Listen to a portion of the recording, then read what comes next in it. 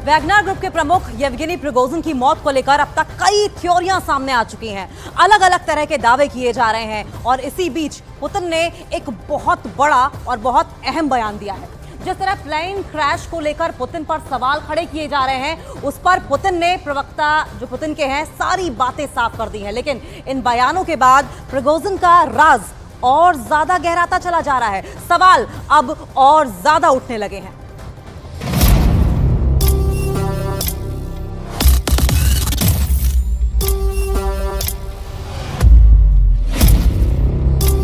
Prigozhin की मौत के 48 घंटे बाद पुतिन खुद दुनिया के सामने आए।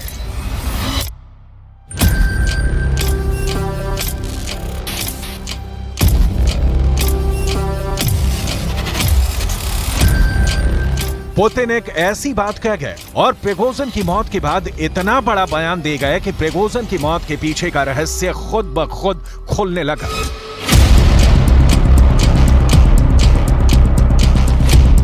आखिर पुतिन ने ऐसा क्या बयान दिया? क्या पुतिन ने खुद ही किसी साजिश का इशारा कर दिया है? आज पूरी दुनिया के अखबारों में प्रिगोजिन की मौत को लेकर एक नहीं साजिश की तमाम थ्योरियां बताई जा रही हैं। लेकिन सच्चाई क्या है और मौत की असल वजह क्या है, उसकी तह तक पहुंच पाना इतना मुश्किल भी नहीं है।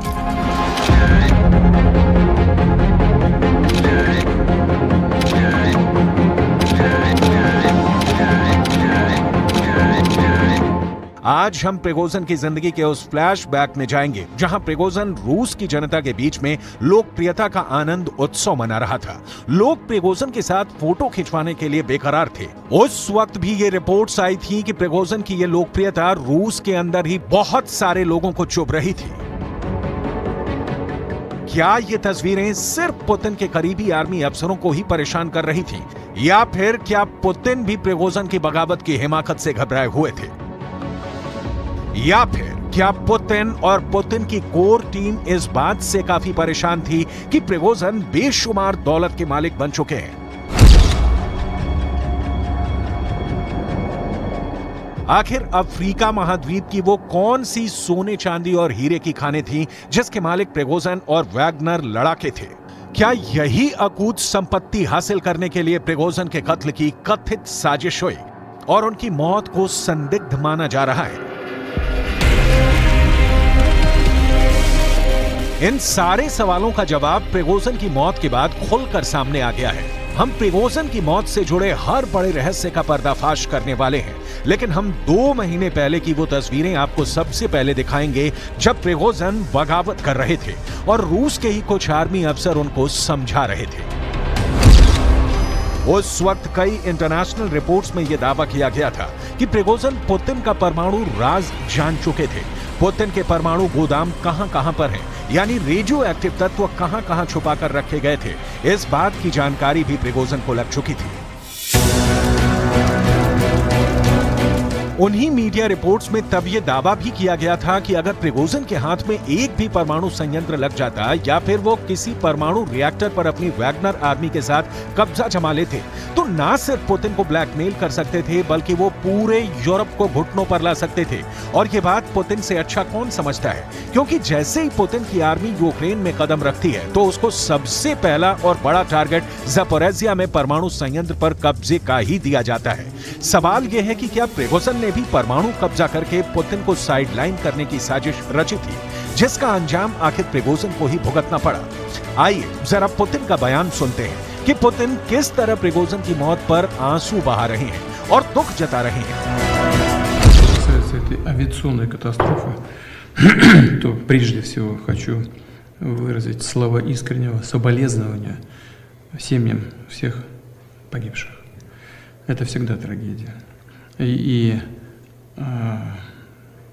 действительно, если там находились, вроде первичные данные говорят о том, что там находились и сотрудники компании «Вагнер», хотел бы отметить, что это люди, которые внесли существенный вклад в наше общее дело борьбы с неонацистским режимом на Украине.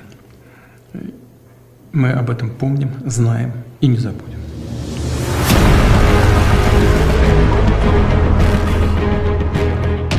देखिए आज पुतिन किस तरह भावुक अंदाज में दुनिया को यह संदेश दे रहे हैं कि प्रिगोजिन से उनकी कोई खास दुश्मनी थी ही नहीं और प्रिगोजिन को वो 1990 से यानी 33 सालों से जानते थे। लेकिन सच क्या है ये किसी से छुपा भी नहीं है।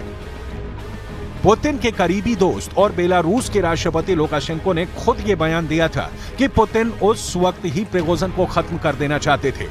जब बगावत हुई थी तब लुकाशेंको ने कहा था प्रिगोजिन की बगावत से पुतिन काफी ज्यादा नाराज थे, यहां तक कि पुतिन प्रिगोजिन को रास्ते से हटा देना चाहते थे, लेकिन मैंने बीच बचाव करके किसी तरह पुतिन को ऐसा करने से रोका था। कई एक्सपर्ट्स ने तो ये दावे भी किए थे कि पुतिन लड़ाकू विमानों से प्रिगोजिन पर हमला करना चाहते थे, लेकिन पुतिन की टीम ने पुतिन से गुस्से को काबू में करने को कहा था।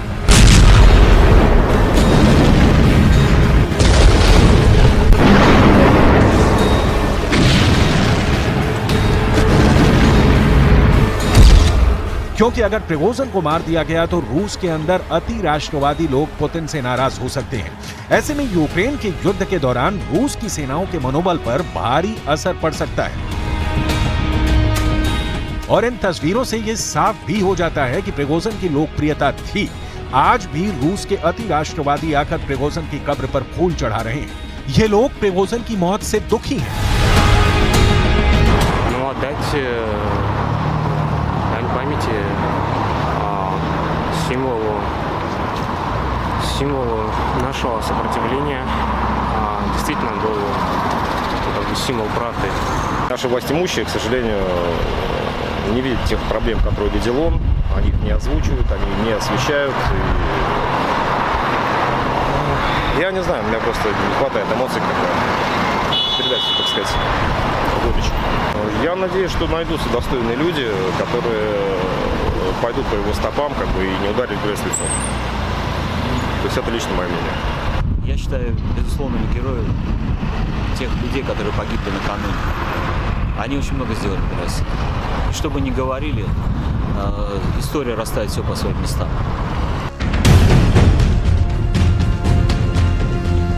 आज पुतिन ने बाकायदा एक रिपोर्टर को बुलाकर क्रेमलिन के अंदर इंटरव्यू दिया है और प्रिगोजिन की मौत को निजी नुकसान की तरह दिखाने का प्रयास किया है।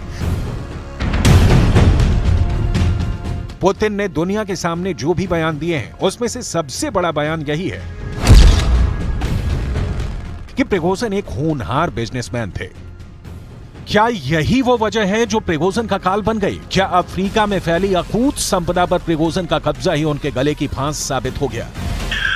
Смотрите, сейчас, естественно, вокруг этой авиакатастрофы и вокруг трагической гибели пассажиров самолета, в том числе Евгения Пригожина, очень много спекуляций.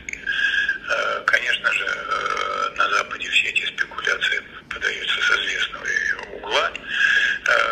Все это ложь абсолютно. И здесь, конечно, нужно исключительно, освещая эту проблематику, основываться все-таки на фактах. Фактов пока немного, потому что их еще предстоит выяснить в ходе следственных действий, которые сейчас... वैगनर चीफ प्रिगोजिन और उनकी वैगनर टीम का नेटवर्क दुनिया के 2 दर्जन देशों में फैला हुआ था।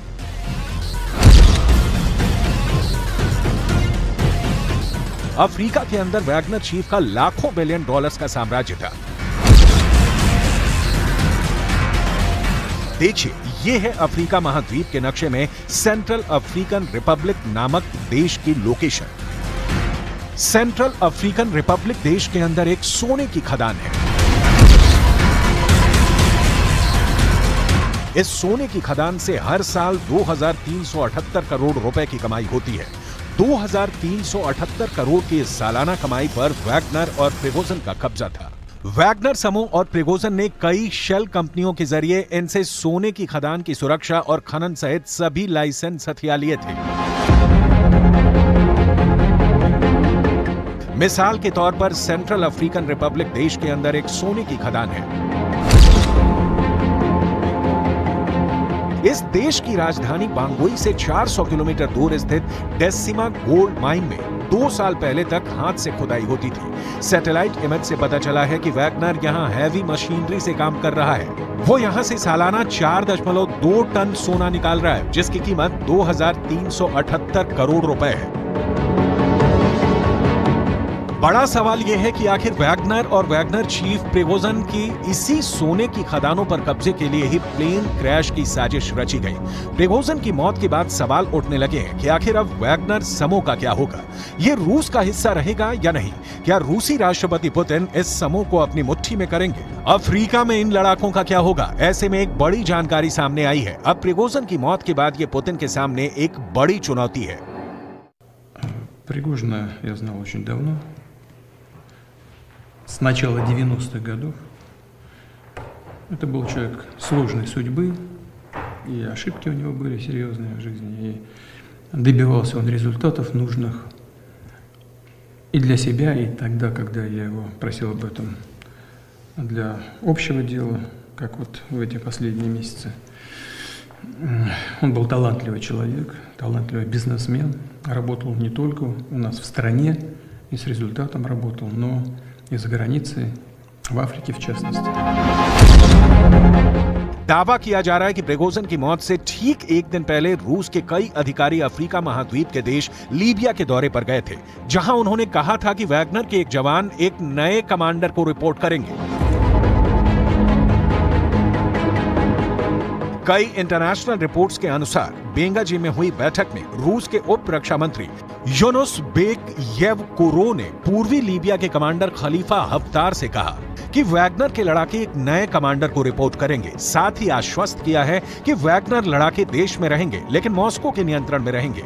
ऐसा लगता है कि मॉस्को का इरादा वैगनर ग्रुप को छोड़ने का नहीं है।